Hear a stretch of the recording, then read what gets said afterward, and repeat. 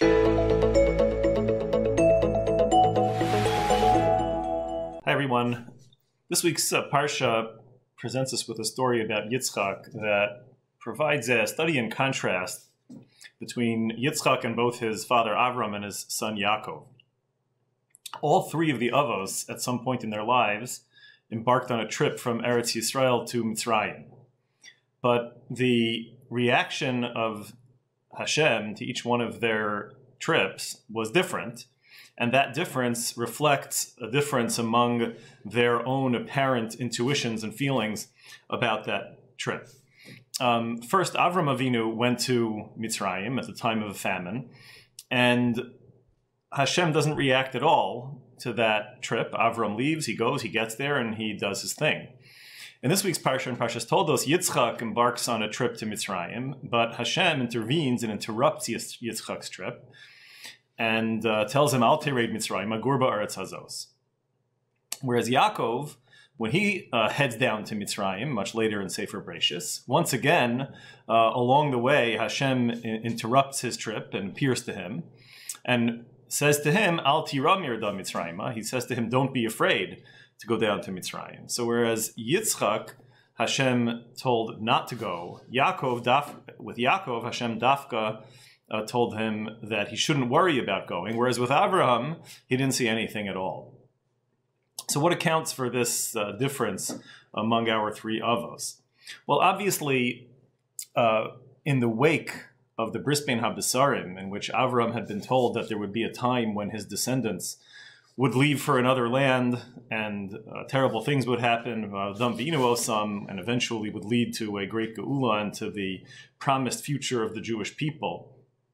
Obviously, with the Bris Bein HaBesarim in the background, any time that somebody from that family embarks on a trip out of Eretz Yisrael, that trip would seem to be fraught with potential dangers and potential possibilities. One can imagine that when Yitzchak and Yaakov left for Mitzrayim, the Bris Bein HaBesarim was on their minds, and that maybe this is the time when the beginning of the fulfillment of that predicted future was going to happen. And that presumably accounts for the different experiences of Yitzchak and Yaakov. When Yaakov was going down to Mitzrayim, apparently Yaakov was afraid to go down to Mitzrayim, which is why Hashem had to intervene and to tell him not to be afraid. Whereas Yitzchak apparently was not afraid. Yitzchak was on his way. It didn't seem to bother him. And so much so that Hashem had to tell him to not go. Why? Well, one could imagine that when Yaakov was going down to Mitzrayim, at a time when Yosef had already been ensconced in his important position there, he was going down with his extended family, so many of his descendants. It most likely seemed to Yaakov like this was going to be something potentially long-term, and that it was very likely that, in fact, this was the beginning of the fulfillment of the predicted events of the Bris Bein HaBesarim.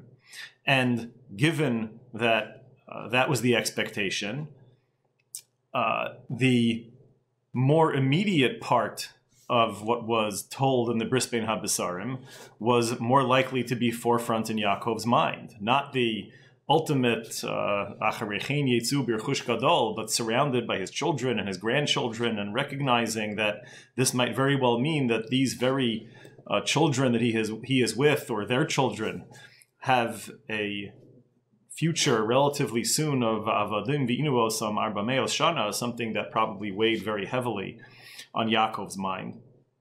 And as a result, he was afraid. And Hashem had to tell him not to be afraid.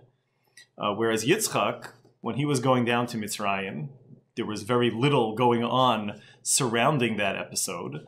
And Yitzchak, presumably, although he was aware, of course, of the Bris Bein HaBesarim and knew that this was something that would happen one day, probably did not expect that his trip that he was having then was really going to be the fulfillment of that promised future. And so for him, the Bris Ben Habesarim, kind of like as it is for us in retrospect, was a good thing, not a bad thing. That one day something bad will happen, but in the long run it will be great for his family, his future family. And leaving Eretz Yisrael was not something that seemed to him something to be worried about, and he in fact was not worried, and Hashem had to interrupt him. When Avraham went down to Mitzrayim, that was of course before the Bris Ben Habesarim had been communicated to Avraham, and therefore there was no particular significance to his going to Mitzrayim, and so Hashem didn't have to speak to him at all. There's one, however, final element of the relationship between Yitzchak's trip and Avraham that arises out of a very intriguing and really cryptic comment of the Rashbam. The Rashbam says in our Parsha that when Hashem says to Yitzchak that he should stay where he is and not go to Mitzrayim, Hashem says, why? Ki l'chal zaracha atenis kol haratzos ha'el v'akimosias hashvua shenishbati l'Avraham Avinu. Because I've given you this land, and I will fulfill the promise that I made to Avraham. So why did Hashem tell Yitzchak not to go to Mitzrayim? So there are various interpretations in the Mefarshim, most famously, of course, Chazal's interpretation quoted by Rashi that Yitzchak was an Ola Tamima, etc. But the Rashbam gives the following explanation.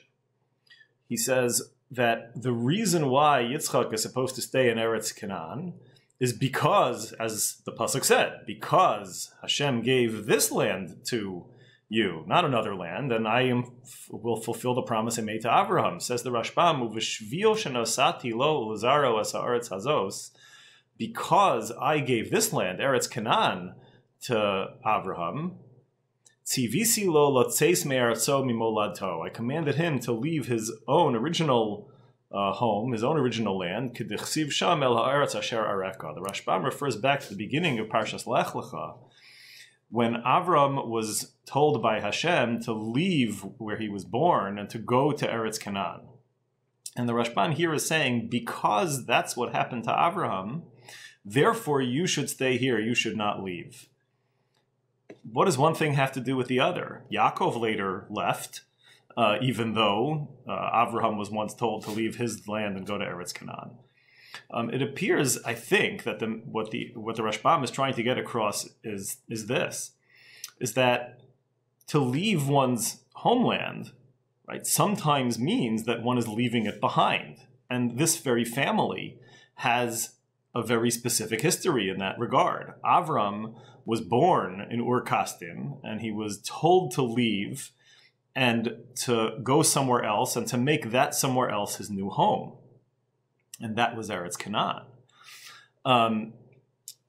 Yitzchak was born in Eretz Canaan. And so if Yitzchak is now picking up and leaving and going somewhere else, that could easily be to him an experience that parallels the experience of Avraham, where he is leaving Eretz Canaan behind and going somewhere else to make that his home. And that's what Hashem is saying here to Yitzchak, that while it might be true that there are times when one does need to leave one's home, and in fact, Yaakov later is going to leave Eretz Canaan, but that was all as part of, as we were saying, part of this fulfillment of this future and this mission and this bris that was going to happen. But for Yitzchak to leave just because there was some time of trouble, Hashem tells him, no, you need to stay.